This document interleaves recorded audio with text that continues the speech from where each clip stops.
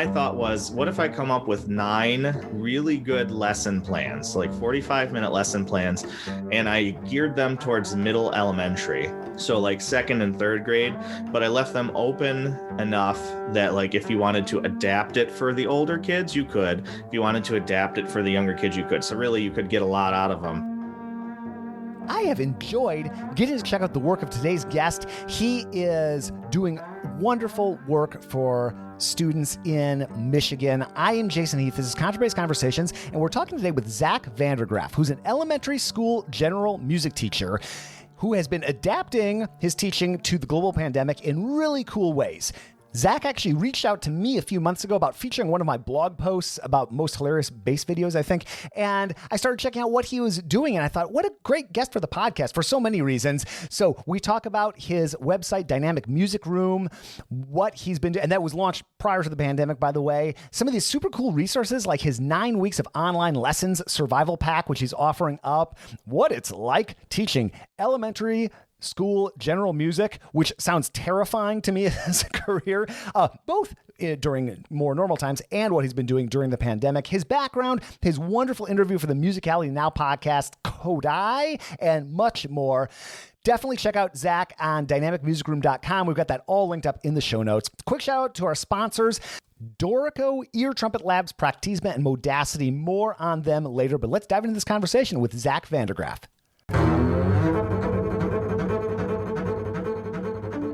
I was actually just watching your interview with Christopher Sutton, that musical You from which is very cool. I love when someone's been on a podcast because then I can go on their journey a little bit. No problem. What? Let's see. So you're kind of central Michigan, right? Is that where you are? Yeah. Okay, so let's see, mid-November, central Michigan, probably getting kind of cold, or is it still okay, or? It's getting cold now. I mean, it's Michigan, so it's just crazy. We had, at the beginning of this week, Saturday, Sunday, and Monday, part of Tuesday, it was like 75 this week. What? And then before that, it was in the 20s, and now we're back to like 40s again, so... Okay. Well, you're talking to a guy from South Dakota who lived 23 years in Chicago. So cold weather, I am no stranger to, but this is year 5 in San Francisco. So I've become the softest. Jason from Chicago would be slapping this Jason silly. Like I'm complaining about the rain, which is a thing I never used to do. If it gets to be below 50, everybody freaks out. So cover up. Just be. Yeah, I have a friend who he plays trombone in one of the Navy bands, and like he grew up, we were roommates in college, and he grew up with me and everything, and now he's been in Virginia and he's in San Diego now. Mm-hmm. And he's been there for like 10 years now, and he comes home and he's like, I just can't do it. I don't know how I used to do it. Yeah, there are a lot of people that they just decide their job is going to be living in San Diego. Uh-oh. No. Oh, did you lose me? Oh no. Am I here? You're here. Okay. Sorry about that. I have the world's worst gigabit Ethernet. I check and I get like 500 megabits, but then megabytes or whatever, and then Zoom will crap out of me. So sorry, but that's all right. That's the beautiful thing about not being live. Right. Well, I don't remember how you popped up on my radar. But have we met before, or maybe at a conference or something? I'm trying to remember.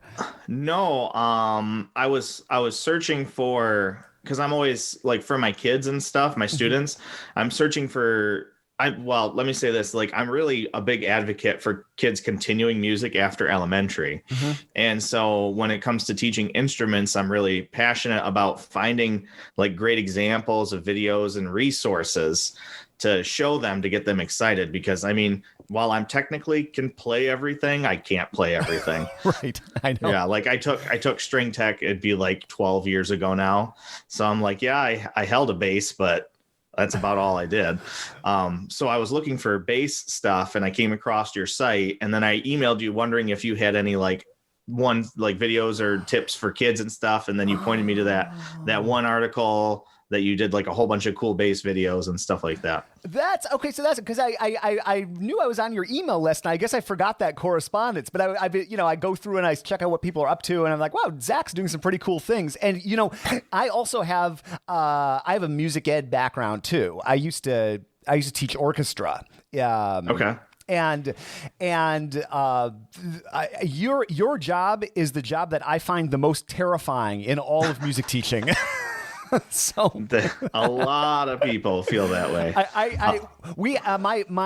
The person running the music ed department at DePaul, Jackie Kelly McHale, is a public school elementary music teacher, and she was like one of those people I just thought of as like a wizard at that job. I was just in awe watching her teach, and I realized, well, when I got up and actually did it, I was like, well, here's something I'm not good at yet. Maybe it could be, but it gave me a whole.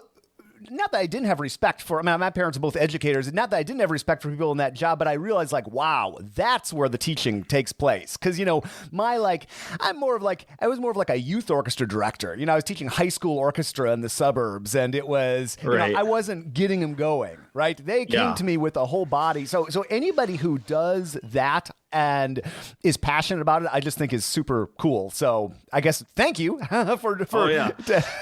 No, I mean, I love teaching elementary music, and I'm really passionate about it. And I try in my local universities and stuff, I try to go and talk to pre-service teachers and stuff like that. And I mean, if you look at it like in the grand scheme, half the jobs are elementary music jobs, but most of the teachers go into it thinking I want to teach secondary.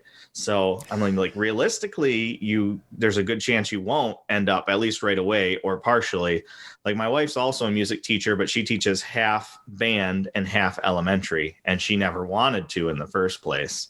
Well, it's interesting. And my theory on that, and I've seen that so often, is just that people who are coming into college, typically 18, well, what's their most recent experience? Secondary, right.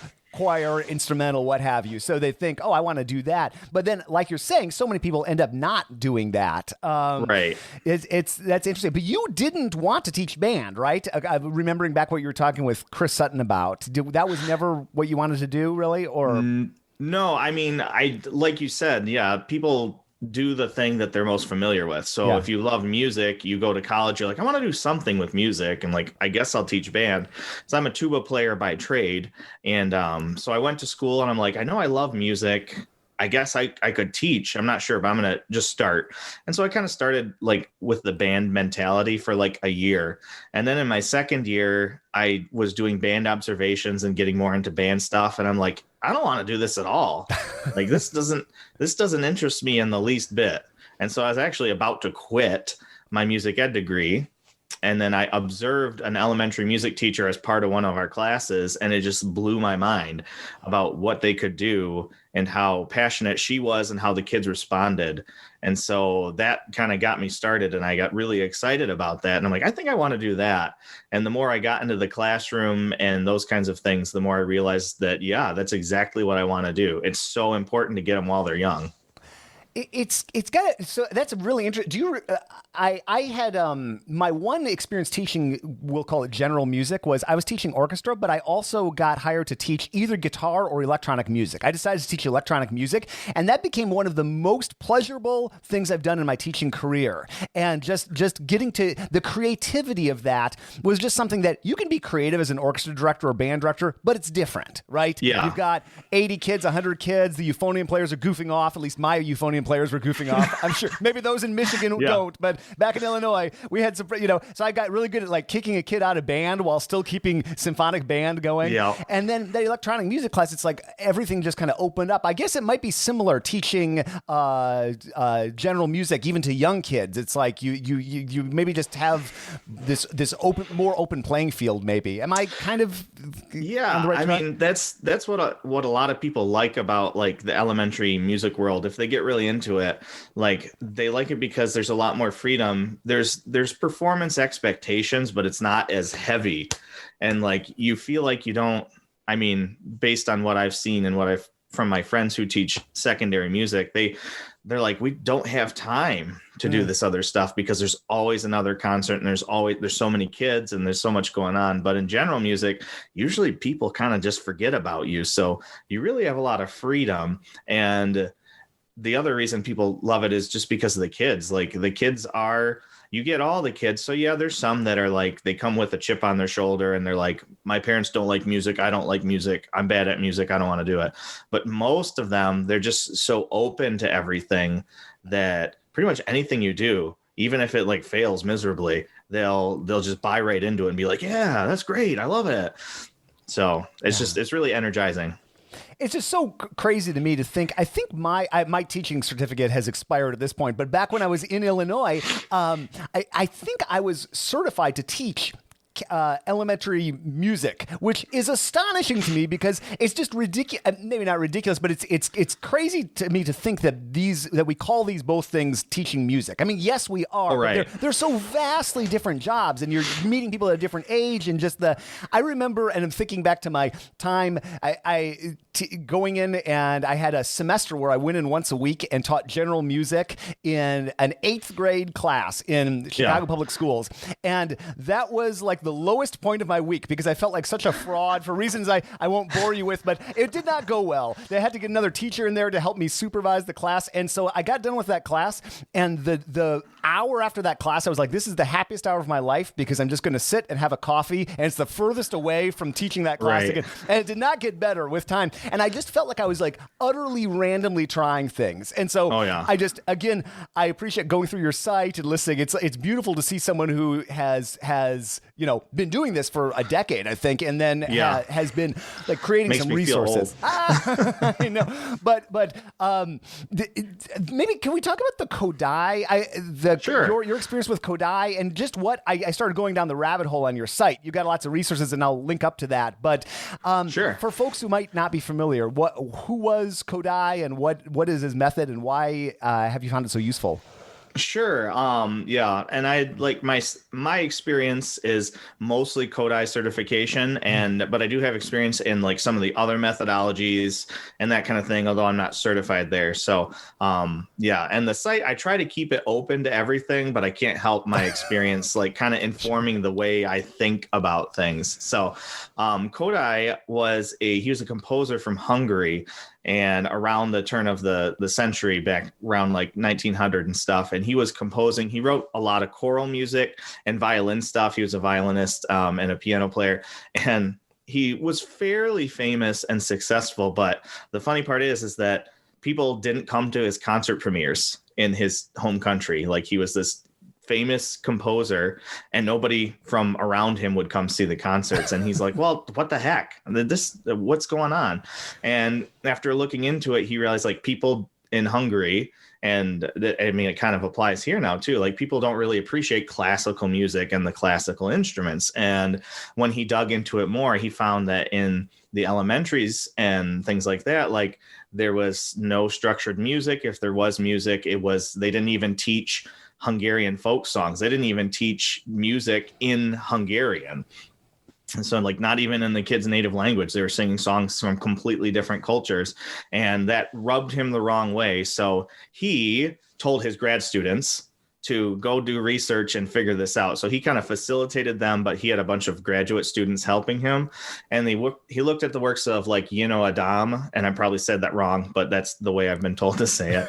And he adapted it for his own music methodology. And like basically it's music for everyone. Everyone should have musical experiences and education. It should be using songs from your native culture or like real authentic songs. And that was a big one for him. It should be sequential. After you look at the songs, it should move in a logical sequence from easiest to hardest. It should be singing first to develop your ears, and it should be a good positive experience. And those were things at the time that weren't really happening. And there's a lot more involved in it than that. But those are the big ones.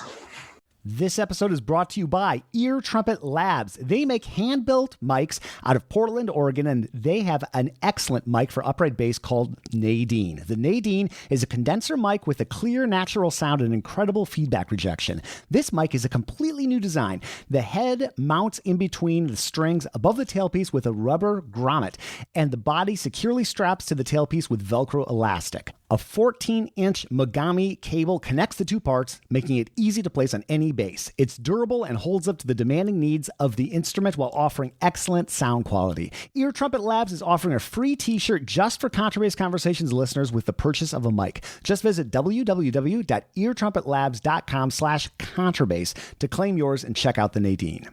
I'm so happy that my course, Beginners Classical Bass, is out in the world on Discover Double Bass, and we've been getting some great feedback. Here's Barry Green, instructor of bass at The Ohio State University, former principal bassist of the Cincinnati Symphony, and author of The Inner Game of Music. Barry writes about the course. This wonderful, extensive course includes 14 chapters of 66 lessons, varying in length from 1 to 8 minutes each. It is so comprehensive. While it is called a beginner's course, this only means that the course begins with the parts of the instrument, including how to take the bass out of the case. However, it also takes the player through the most advanced left and right hand techniques, including shifting, pivoting, harmonics, positions up to the thumb position, tuning the bass, scales and arpeggios, as well as left hand techniques of dynamics, bow placement, articulations, including portato, staccato, and slurring. Barry, thank you so much. And folks, if you haven't checked it out, you can find it through the link in the show notes or just visit discoverdoublebase.com/Jason Heath. How widely adopted is that method? I mean, I've known of Kodaly, and certainly he's written some string music. I think the Kodaly duo, lots of pieces come to mind. Right. How widely used is the Kodaly method in elementary level education in the U.S. or abroad? Right. Yeah. So actually, in Michigan, in Interlaken. I don't know if you know where that is. Oh, yeah, it's sure, that, of course. Yeah, Interlaken. They brought Kodaly over to like kind of teach, and he did this thing for a whole bunch of elementary music teachers. So in Hungary, I'm told, I've been there, that they all, for the most part, they really follow his methodology. Over here in America, Kodaly and Orff, who's another method guy, were contemporaries. And despite what some people think, they actually I don't think they really paid attention to each other at all. Okay. And they don't hate each other, despite what some people think in our field. So people got really into the Kodaly thing. I would say that Kodaly's method has its fingers in a ton of elementary music schools around the country. Although now, probably the last 15, 20 years, there's been just this real push to yes, get certified in different methods, but pick from the ones you like and kind of build it for your own students, that kind of thing. So it's definitely strong in America, but it's equally as strong as some of the other methodologies like Orff and stuff like that. Well, I'd always know if someone was teaching Orff when I'd walk into the room and I'd see all those cool instruments everywhere. Yeah. Yeah.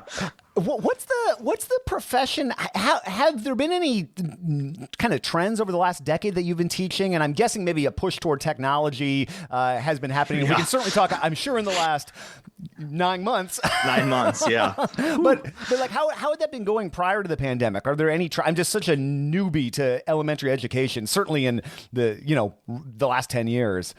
Yeah. There's been a push, like I said, to meld the methodologies together and that kind of thing. And just, there's a lot of people are kind of getting away from this idea of certifications because they're afraid that if you go through the training, then you're not going to like anything else or things like that. So it's been a kind of a push to just teach good music and that kind of thing. The biggest trend right now in our field is really analyzing the songs that we use and making sure they're appropriate and authentic and racially and culturally sensitive. Sure. So that's a huge topic right now in our field, and in the different groups online, people get into arguments nonstop about it and things like that. Yeah. I can imagine, or maybe right. I can't imagine, but Now, the Dynamic Music Room, you launched that in 2019, right? Am I? Yes. Okay, so this is pre-pandemic. This project. Pre-pandemic, okay. yeah. So what inspired? And I'm always inspired when anybody gets anything out the door. I mean, you've got so many balls you're juggling, and of course, like dad and husband and teaching kids. That's a lot anyway. So what was the impetus for getting that going in the first place? When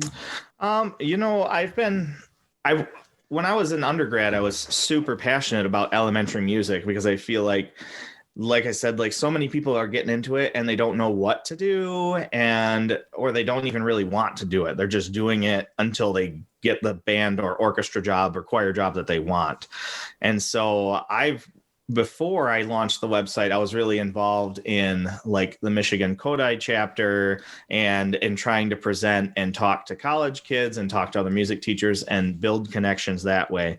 And so like I was already really trying to be an advocate for it. And I have friends who are like awesome people, and they've created teacher pay teacher stores where they sell their stuff and things like that. And they were always asking me, like, why don't you start your own store? Or why don't you start your own website or something and get your information out there to people and help people? And I don't know, maybe it was like imposter syndrome or something. I didn't feel like I was qualified.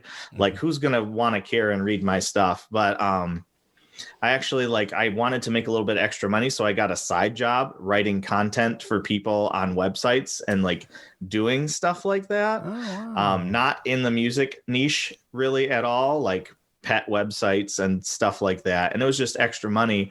But then the more I learned about like the process of building a website and getting your information out there, I mean, that was kind of the piece that I was really unsure on. I didn't even know how to get my information out there.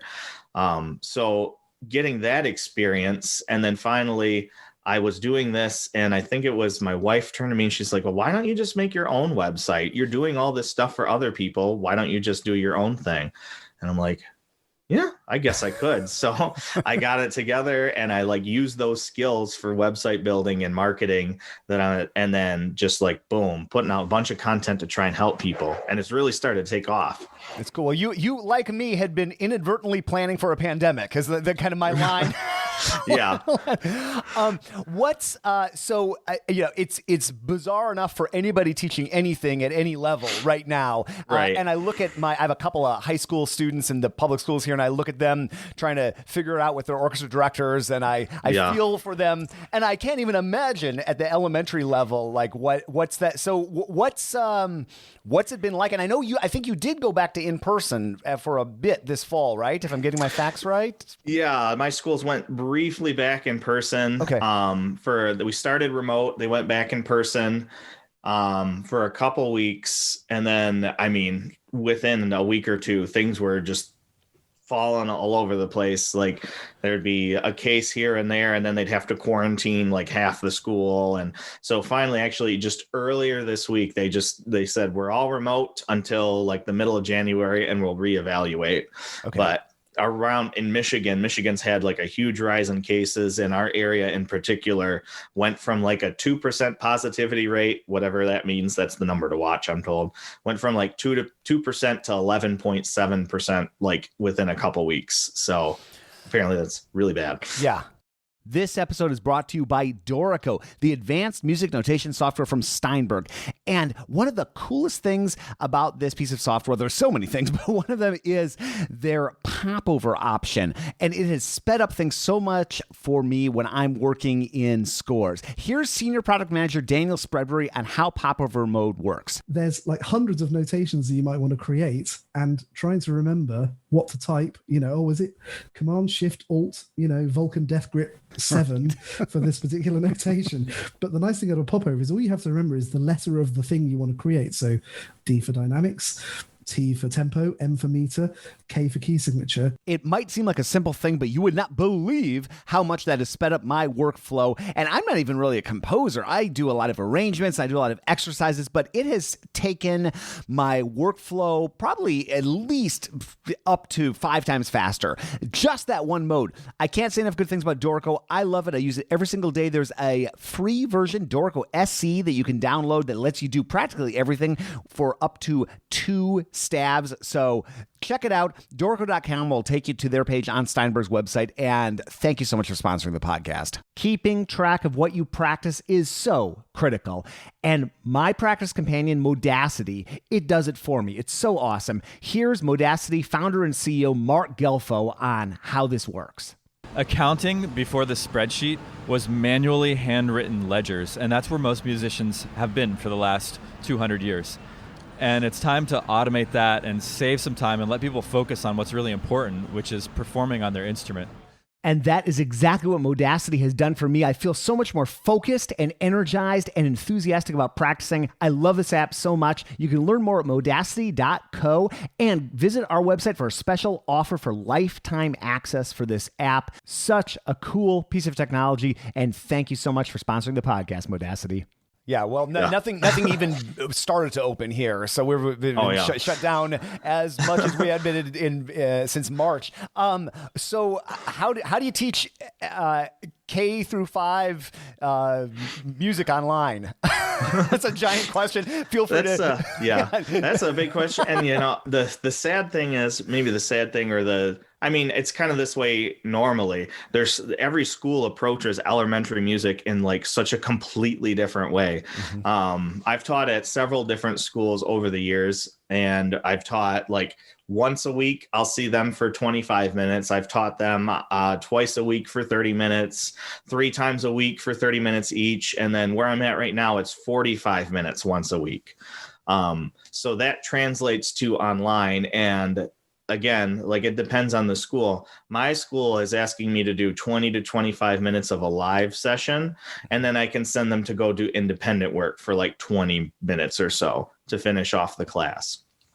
So for me, it's looked like when I have them live, we're trying to sing and do music, and I'm trying to teach them the concepts they need to teach and get them to practice it with me, hear from the kids individually, try to build those connections. And then I send them off with these digital resources that people are putting out all the time for free for a lot of them. And the kids are doing that work independently. Yeah. The one, I mean, there are a couple silver linings I've heard from different people that teaching at different levels. I guess the one, and they're pretty mild silver linings, but one is the things, I was hearing this from an orchestra teacher, the things that would normally annoy you to death in class, like kids noodling around or whatever, when they're all on mute and you're just working with one, in a way they can practice in a way that would be annoying, and it might be very different for K through 5. That's one of the few things. And then obviously there are a lot of things when you remove concerts from the picture. It gives people, I was talking to the one of the Chicago Public School orchestra directors yesterday about this, not for the podcast, but he was just saying, there are all these things we wish we would be doing, certainly at the secondary level, but we got the concert.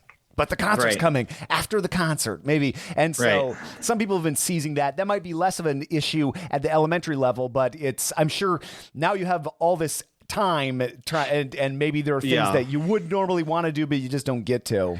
Right. It's a pivot, really. It's like the things that you wanted to teach before, like, you have to focus on what's important. And so like when I was in school in person, like my focus is obviously always first and foremost is to create positive musical experiences and to like inspire kids to hopefully appreciate and carry on with music the rest of their lives. But within that, I'm like, let's develop some rhythm fluency and some pitch and solfege ability and the ability to read music and some awareness of other genres and composers to a certain extent and artists throughout time. But now that we're online, some of that stuff, like the priorities have shifted. It's much more difficult to make sure that pitch awareness and the ear training is happening. And rhythm's fairly easy anyway. Americans are in general way better at rhythm than they are pitch. Like if you listen to other countries and how their elementary music classes are, you listen to their like kindergarten and first grade kids and you're like, whoa, they sing like angels, and they can look at a fairly complicated song and just like sight sing it on pitch. And like we struggle with that. But online now, the priority for me has shifted from those to more, it works easier for the kids to to listen and watch other genres of music and other musical experiences, as well as explore more on their own. So I'm not pushing the concepts as hard, but I'm trying, like, we learn a concept and then we like deepen the understanding with more independent work, more time composing, more time improvising, more time listening to where it happens in music of all different kinds. Yeah, interesting. You just put out this ebook, right? Is it 9 weeks to online teaching? Okay. And I love, I realized years ago, though the title of my podcast is bass related, I've been around for so long, and so many people that are not, that from all walks of life follow that. Like, I'm always astonished to get messages. I'm a flute teacher. Is it okay if I listen to your podcast? You stay. No, it's not okay. No, get off here. Yeah. No, all are welcome. The joke of the podcast is it's barely about bass at all. But a lot of people are, and maybe again, a lot of people might have kids the age that you're teaching too. So when did you get the idea to put this guide together, and what's in it? Well, yeah, I kind of had the idea churning. Like, I was getting enough out there that people were starting to ask me. Well, people who sell things were like, "Oh, you should capitalize on this stuff and sell something." I'm like, if I'm going to sell something, I want it to be worthwhile, and I want to try to have it be really helpful.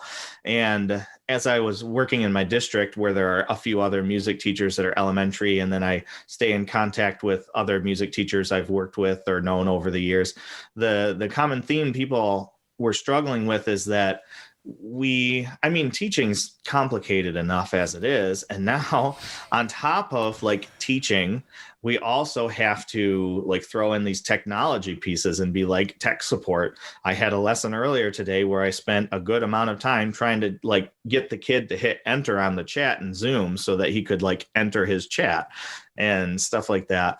And then new attendance, new technology, new ways to teach concepts. People were just overwhelmed. So I thought, like, what can I do to help take some of the stress off people's plates? And so my thought was, what if I come up with 9 really good lesson plans, like 45-minute lesson plans, and I geared them towards middle elementary. So like second and third grade, but I left them open enough that like if you wanted to adapt it for the older kids, you could. If you wanted to adapt it for the younger kids, you could. So really you could get a lot out of them. And like, what if I just give you everything you need for these lesson plans? So like on weeks where you're feeling overwhelmed, or you just switch back to remote for 1 week when you've been in person and you're like, what do I do? Like these 9 lesson plans, these like 9 weeks of lesson plans are just there. You can just pull them over, like look at the lesson plan part for yourself, pull up the slides. There's a set of PowerPoint slides for each and every single one.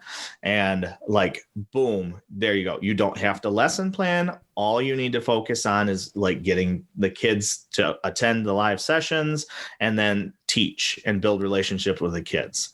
That was my goal with it. So you get 9 weeks of lesson plans. So 45-minute lessons for middle elementary that you can adapt either way.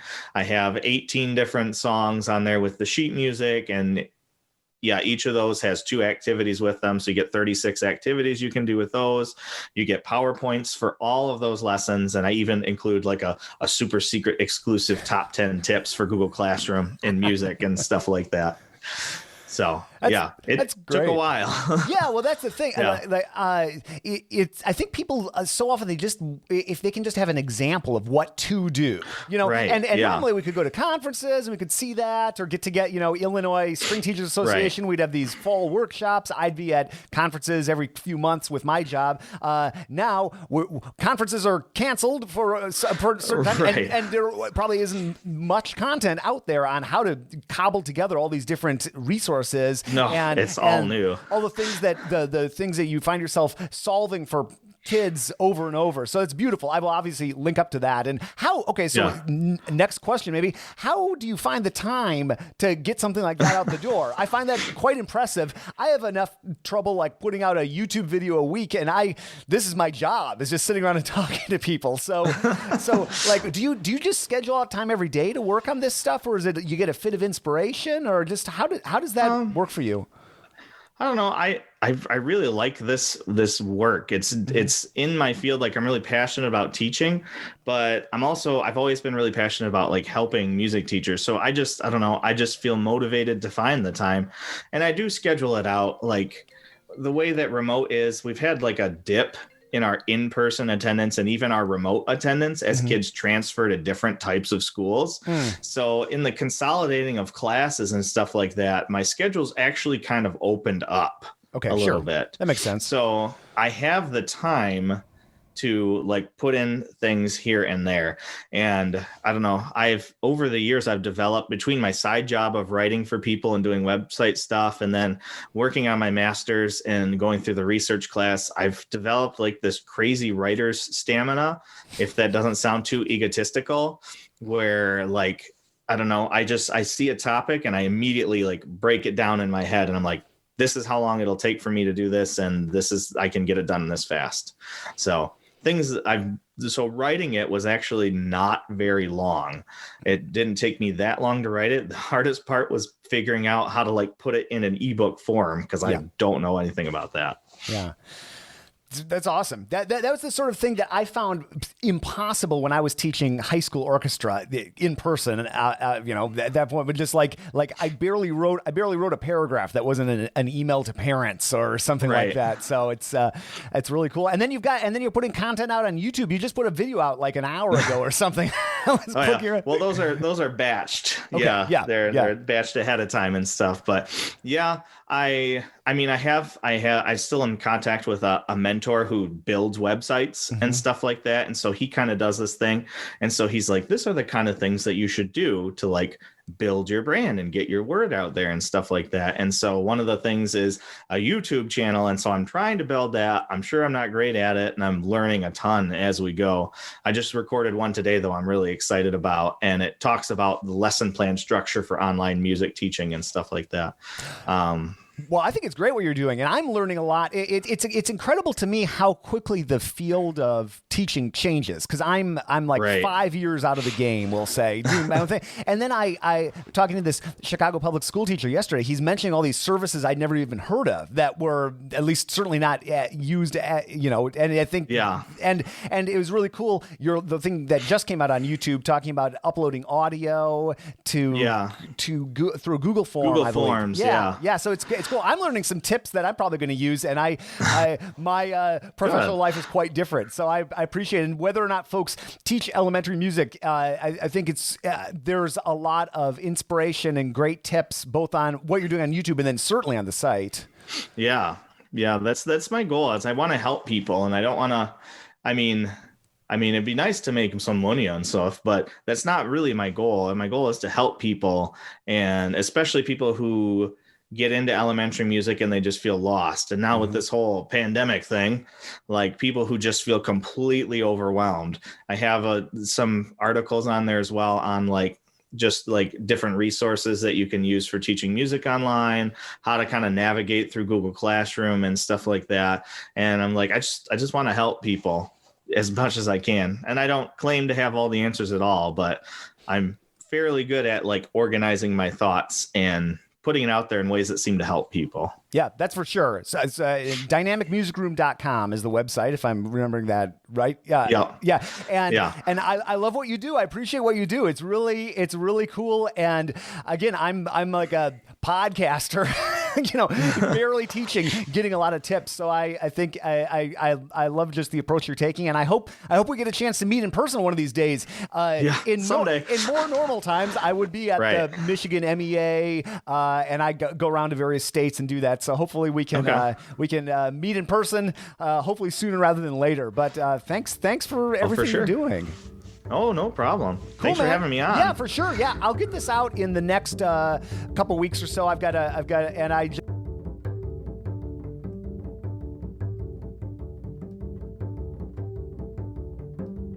Zach, I love what you're doing. Folks, check out dynamicmusicroom.com, and there's a code you can use, Jason55, if you want to get that survival pack we're talking about on this episode. That's all linked up in the show notes. Thank you, Zach. And One more time. This is episode 4 of 4 for these intros and outros. I sit down and record all of them in batches. Otherwise, I would lose my mind. And if you've listened to these outros, you know that, and you know that maybe I get a little loopy by the 4th one because that's actually the 8th piece of content I've sat down and talked about. But something that I thought might be interesting, we'll see if it is, maybe not, is the cool, one of many cool things about doing a podcast is the investment in each one of these episodes. And stick with me, you'll see where this is going, is fairly low. It's maybe a half hour, an hour of somebody's time. It's maybe a few hours of my time prep and chatting with them. And the worst thing that happens is I put it out and people aren't that interested in it. Right? I mean, really, what's that? Like, I'm not out anything, but I'm just thinking more of like I'm thinking on many levels, but let's just think of financial investment or something like that. It's just another episode, yet another episode. And that allows me to take a chance and explore things that might be interesting. And over the years, I've gotten to trust my gut with that. And is every episode as interesting as every other episode? Probably not. I have had a few. This is not one of them, by the way. You might wonder why I'm talking about that here. I've had some that don't go as well as I thought they'd go. And I always put that on me because I am the driver of this silly bus, and unless somebody's a guest host or something like that, and that's on me. So if you are listening to one that you're not as into, blame me for sure. But often, the most interesting ones to me are the ones that I might not think. I never think something's going to be boring. I just wouldn't feature that. I wouldn't get in touch with them or interview them. But sometimes I think, oh, this is going to be an amazing connection. And then maybe it's not, or this is going to go in a certain way and then it goes in a totally different direction. And that's always really interesting to me. And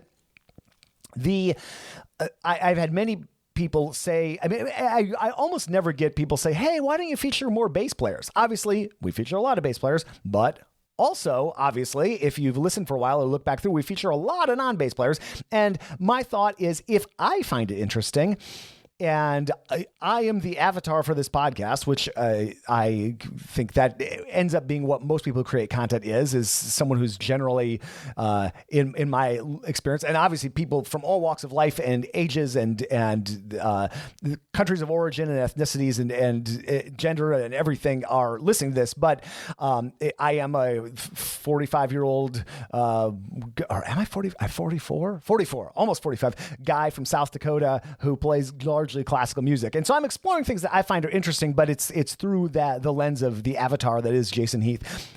But I just, God, I'm having a hard time getting this out. I connect with people that I think are doing cool work, and that often pays off in unexpected ways. And I had Dave Kreibel, who you will hear soon on the podcast, who was principal horn in the Detroit Symphony in the 60s into the 70s, principal horn in the San Francisco Symphony in the 70s into the early 90s. Before that, he was hired by Fritz Reiner to play in the Chicago Symphony. Okay. Not a bass player, but oh my goodness, what a career. And Dave said, jokingly, he's like, what's a bass podcast guy want to do talking to a retired French horn player? And I'm thinking, are you kidding me? And there's so much gold in that conversation. I'm so excited to go through and edit it. Not that it needs much editing for the podcast. I've got some ideas for videos and the history of orchestral performance here in the United States, because here's a person who saw what a cool span of time he worked professionally through, from the era where you went to Fritz Reiner's hotel room to get hired and you lived in constant fear of being fired on the spot. That's what he was hired in, through the whole rise of unionized orchestras and how that changed. We talk about that a bit too, although that's not mostly what we talk about. What it was like working under all these different conductors, just the paths that our lives take. And I just was struck so many times by talking to Dave, who's 40 years my senior, how many parallels we have in our life. His wife went to UC San Francisco. My wife went to UC San Francisco. He went to Northwestern. I went to Northwestern. I think he was at Northwestern when my uncle was at Northwestern. He lived in Evanston. I lived in Evanston. He worked for years and years in San Francisco. I live and work in San Francisco right now. So anyway, it's just kind of cool to see how small the music world is. Maybe that's what I'm saying. All right, I'm getting fuzzy and the stomach is grumbling, so I better exit this outro. Thank you so much for listening and putting up with my rambles at the end of these episodes.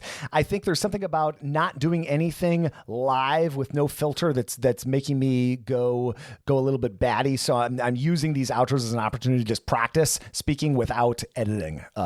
Maybe that's a bad use of this podcast, but apologies. Anyway, let me thank the team. Michael Cooper, Steve Hinchy, Mitch Mooring, Trevor Jones, Krista Copper. That theme music is by Eric Hochberg. I just realized that I forgot to talk about Mitch's shop in the last episode, or maybe even a couple, which I always try to do because it's awesome what Mitch is doing in Kilgore, Texas, just east of Dallas-Fort Worth. He's making award-winning basses. They're so nice. He does great work. Kate Jones, a past podcast guest, she and I were just singing Mitch's praises. Such a good person, genuine human being, talented bass luthier. If you need some work done, Mitch is I can't recommend him more. I'm your host, Jason Heath, and we will see you again soon for more life in the low end of the spectrum.